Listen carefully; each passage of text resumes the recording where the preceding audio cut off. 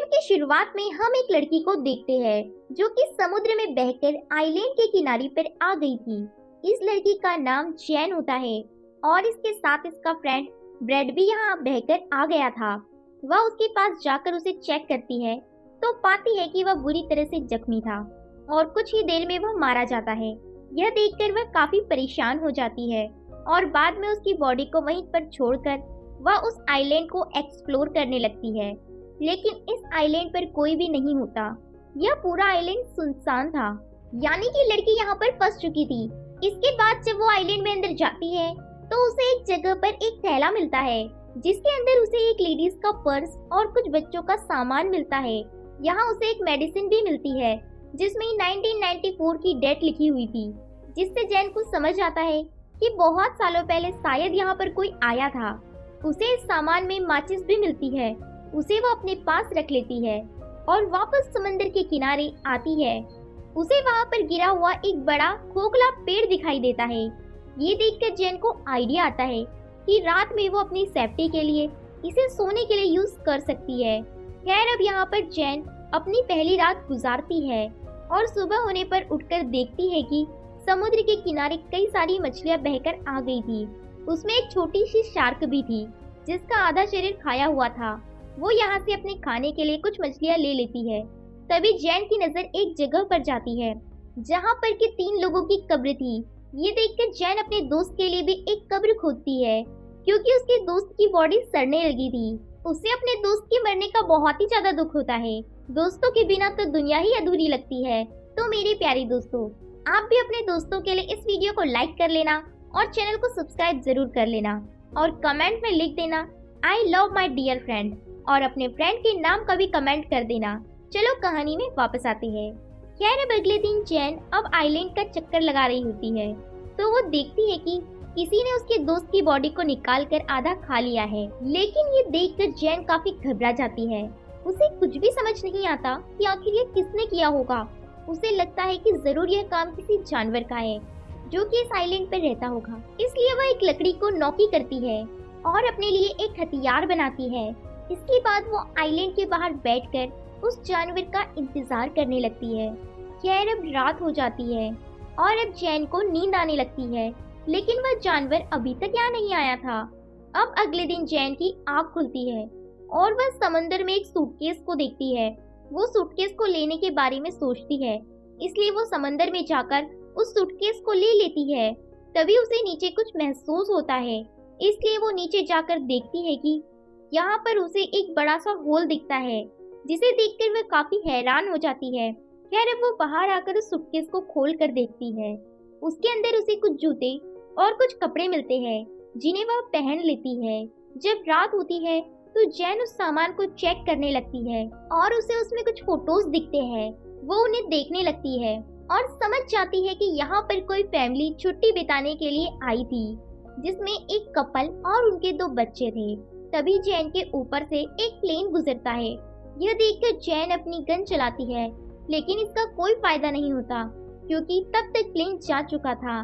जब player gun की bullet नीचे आ रही होती है तभी जैन देखती है कि उसकी परछाई में उसे कोई क्रिएचर दिखाई दे रहा है। यह देखकर वह काफी घबरा जाती है और आइलैंड की तरफ भागने लगती है और एक जगह पर जाकर छिप जाती है। वो क्रिएचर यहाँ आकर जैन को ढूंढने लगता है। इससे जैन और भी ज्यादा डर जाती है और आज की रात इसी तरह से बीत जाती है। अब अगली सुबह जैन फिर से उन्हीं फोटोज को देख रही होती है और वह एक फोटो में 2 चमकती हुई आंखों को भी नोटिस करती है, जिससे वो समझ जाती है कि यह वही क्रिएचर है जिसे मैंने कल देखा था और शायद इसी ने इस फैमिली को मारा होगा। यह देखकर जैन और भी ज्यादा डर जाती है और अब वो किसी तरह से इस आइलैंड से निकलना चाहती थी। अब इसके बाद वो सूटकेस को खोलती है और उसमें अपनी जैकेट डालती है ताकि उसके सहारे वो तैरकर यहाँ से बाहर निकल जाए। इसके बाद वो सूटकेस में बैठकर यहाँ से निकलने की कोशिश करती है, लेकिन वो सूटकेस पलट जाता है। अब उसका ये प्लान फ्लॉप हो चुका था, इसलिए वो वापस उसी आइलैंड पर आ जाती है। लेकिन अब उसे उस क्रीचर से बचने के लिए कोई सेफ जगह चाहिए, इसलिए उसे वो गिरा हुआ पेड़ दिखता है क्योंकि उसमें एक बड़ा सा होल था। इसलिए वो आज रात उसी में सोने का डिसाइड करती है। खैर अब जब रात हो जाती है तो वो क्रिएचर फिर से आता है और उसे यह पता लग जाता है कि जैन उस पेड़ के होल में छिपी हुई है। इसलिए वो क्रीचर उस पेड़ को तोड़ने की कोशिश करता है, लेकिन वह ऐसा नहीं कर पाता और थक हार कर वापस चले जाता है। अगली सुबह जैन उस पेड़ से बाहर निकलती है और देखती है कि उस क्रीचर ने कल रात इस पेड़ पर कई वार किए थे, जिससे वो काफी डैमेज हो गया था। इसके बाद वो उससे बचने के लिए एक नया प्लान बनाती है। वह समंदर से कुछ बड़ी बड़ी मछलियाँ पकड़ती है और उन्हें वहीं पर एक पेड़ पर टांग देती है। उसका प्लान था कि जब रात में क्रीचर आएगा तो वो इन मछलियों को खाकर वापस चले जाएगा और इससे उसकी जान बच जाएगी। अब जैन अगली सुबह उठकर देखती है कि उसका यह प्लान काम कर गया। उस क्रीचर ने यहाँ आकर उन मछलियों को खा लिया था, जिससे जैन की जान बच गई थी। तभी जैन की नजर समंदर के किनारे पर जाती है, जहाँ किसी की बॉडी बहकर आई थी। यह देखकर वो उस बॉडी के पास जाती है और देखती है कि ये बॉडी काफी सड़ चुकी थी। यह देखकर उसे एक आइडिया आता है, तो वो इस बॉडी को भी वहीं पेड़ पर लटका देती है ताकि वो क्रीचर उस बॉडी को ही खा ले और चले जाए। अब उसके लिए यहाँ सरवाइव करना बहुत ही ज्यादा मुश्किल हो गया था। आज रात के लिए उसने एक गड्ढा बनाया था, जिसमें जाकर वो छिप जाती है और उस क्रीचर के आने का इंतजार करती है।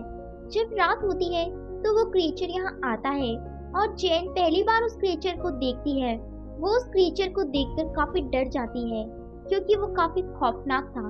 अब वो यहाँ आकर उस बॉडी को खा जाता है। तभी जैन को अपने पास से कुछ आवाजें आती है और जैसे ही वो देखती है कि उसे वहाँ कुछ क्रीचर के पैर दिखाई देते हैं। यह देखकर वो और भी ज्यादा घबरा जाती है, लेकिन किसी तरह से खुद को कंट्रोल करती है। अब अगली सुबह जब जैन उठती है तो वो अपने लिए एक सेफ जगह चाहती थी। अब क्योंकि उसने उस क्रीचर की हाइट देख ली थी, इसलिए वो अपने लिए एक पेड़ के ऊपर एक झूला तैयार करती है ताकि वो क्रीचर उस तक ना पहुंच सके। इसके बाद वो उस झूले में जाकर बैठ जाती है। खैर, अब जब रात होती है तो वो क्रीचर फिर से यहाँ आता है और उसे यहाँ जैन के होने का एहसास हो जाता है। इसलिए वो उस झूले वाले पेड़ को जोर जोर से हिलाने लगता है, जिससे वो झूला टूट जाता है और जैन नीचे गिर जाती है। अब वो क्रीचर जैन का पीछा करने लगता है और जैन अपनी जान बचाकर भागने लगती है। तभी जैन देखती है कि वो क्रीचर जमीन से ज्यादा तेज पानी में दौड़ रहा है और वो पल भर में उसके सामने आकर खड़े हो जाता है। लेकिन जैन अपने उस लकड़ी के औजार को उस क्रीचर के पेट में घुसा देती है। वो क्रीचर जैन को उठाकर पानी में फेंक देता है और जैन खुद को किसी तरह से संभालती है। जैन देखती है कि वो क्रीचर यहाँ से जा चुका है और अब वो पानी से बाहर आ जाती है और वहीं एक पेड़ पर जाकर छिप जाती है। अगली सुबह जब जैन उठती है तो उसका पैर काफी जख्मी हो चुका था, इसलिए वह खुद को साफ करने के लिए समंदर में जाती है। जब वो यहाँ नहा रही थी तभी उसकी नजर एक क्राफ्ट पर जाती है, जिसमें उसके दो दोस्त थे जो कि किसी तरह से सरवाइव करके यहाँ आ गए थे। उनका नाम लूकस और मिया होता है। इन्हें देखकर जैन काफी खुश होती है। अब ये जैन के पास आकर बैठ जाते हैं और जैन उन्हें खाने के लिए कुछ मछलियाँ देती है। वो यहाँ पर इन्हें उस क्रीचर के बारे में बताती है। वो कहती है कि हमें यहाँ से जल्द निकलना होगा, क्योंकि मैं यहाँ पिछले 7 दिनों से फंस चुकी हूँ। लेकिन लूकस और मिया उसकी बातों पर विश्वास नहीं करते। उन्हें लगता है कि ये झूठ बोल रही है।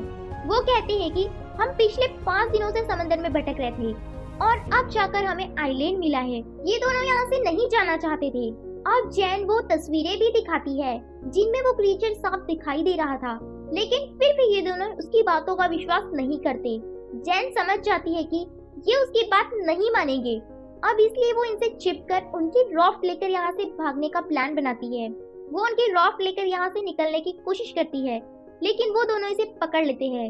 मिया जैन पर अटैक कर देती है, जिससे वो बेहोश हो जाती है। जब उसकी आँख खुलती है तो वह खुद को बंधा हुआ पाती है और अब रात हो चुकी थी, इसलिए वह लूकस को मनाकर उसे खोलने के लिए कहती है।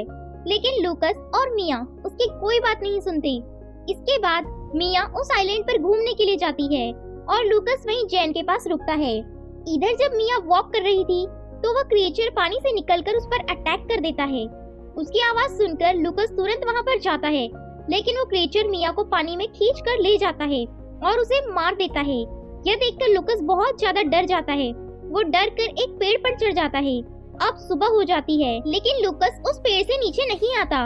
अब उसे जैन की बात समझ आ चुकी थी। जैन उससे कहती है कि देखो, वो क्रिएचर सिर्फ रात में आता है, वो दिन में बाहर नहीं निकलता। यह बात सुनकर लूकस पेड़ से नीचे आता है। अब जैन लूकस से कहती है कि हमें जल्द से जल्द इस आइसलैंड से निकलना होगा। अब लूकस उसकी बात मानने के लिए तैयार था।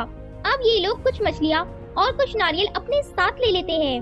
वो अपने सभी सरवाइव करने के सामान को रख लेते हैं। यहाँ पर लूकस काफी डर जाता है। जैन उसे समझाती है कि वो क्रिएचर सिर्फ रात में अटैक करता है और जब तक रात होगी हम इस आइसलैंड से दूर जा चुके होंगे। इसके बाद जैन जाकर के उस क्राफ्ट में बैठ जाती है, जहाँ पर उसे कुछ खून बिखरा हुआ दिखाई देता है, जहाँ पर वह समझ जाती है कि इन पिछले 5 दिनों में इन दोनों ने सरवाइव करने के लिए जरूर किसी इंसानी साथी को मार कर खाया होगा।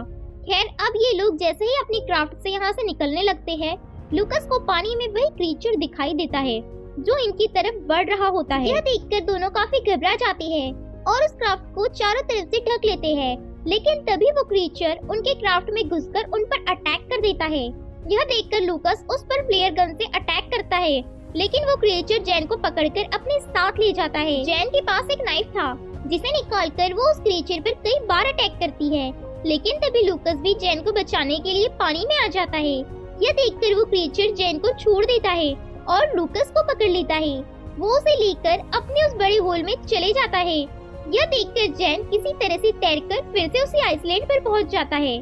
जैन को लूकस की मौत का काफी दुख होता है, इसलिए वो उस क्रीचर का सामना करने का डिसाइड करती है। इसके बाद वो वहाँ पर पड़ी लकड़ियों से कई सारे नुकीले हथियार बनाती है, लेकिन ये औजार उसे कम नुकीले लगते हैं, इसलिए वो वहाँ की कब्र को खोदती है और उसमें से कंकाल को निकालकर उनसे काफी नुकीले हथियार बनाती है। वो उस क्रीचर को आग में जलाने का प्लान बनाती है, इसलिए वो वहाँ पर सूखी पड़ी हुई झाड़ियों को इकट्ठा करती है और उनसे घेरा बनाती है। खैर अब कुछ देर बाद रात हो जाती है और वो क्रीचर यहाँ आता है, वो भी उसी जगह पर जहाँ उसने ट्रैप लगाया था। तभी जैन यहाँ झाड़ियों में आग लगा देती है, जिससे वो क्रीचर आग में फंस जाता है और अब जैन अपने नोकीले हथियारों से उस क्रीचर पर अटैक करने लगती है, जिससे वो क्रीचर काफी घायल हो जाता है। लेकिन अब वो जैन को पकड़ लेता है, लेकिन जैन उस पर अटैक करके भागने लगती है। तभी वो क्रीचर उसके सामने आ जाता है, लेकिन अब वो काफी जख्मी हो चुका था, इसलिए वो वहीं पर गिर जाता है। यह देखकर जैन उस पर अटैक कर देती है और बाद में उसका गला काट देती है। इसके बाद हम देखते हैं कि जहाँ जैन ने आग लगाई थी उससे पूरा आइलैंड जलने लगा था, यानी कि अब इतनी बड़ी आग को देखकर कोई ना कोई जैन को बचाने के लिए जरूर आ जाएगा, इसलिए जैन ने ऐसा किया था। और अब इसी के साथ यह मूवी यहीं पर खत्म हो जाती है। दोस्तों वीडियो को लाइक करके चैनल को सब्सक्राइब जरूर कर लेना, और वीडियो आपको कैसा लगा है इस वीडियो का फीडबैक मुझे कमेंट करके जरूर बताना। दोस्तों बस मैं आपसे आपकी एक छोटी सी कमेंट चाहती हूँ वीडियो के फीडबैक के बारे में। तो दोस्तों आप अपनी छोटी बहन समझ करके मुझे बस एक कमेंट करके बता दीजिए कि मेरा वीडियो कैसा बना है। हम मिलेंगे नेक्स्ट वीडियो में, तब तक के लिए बाय बाय।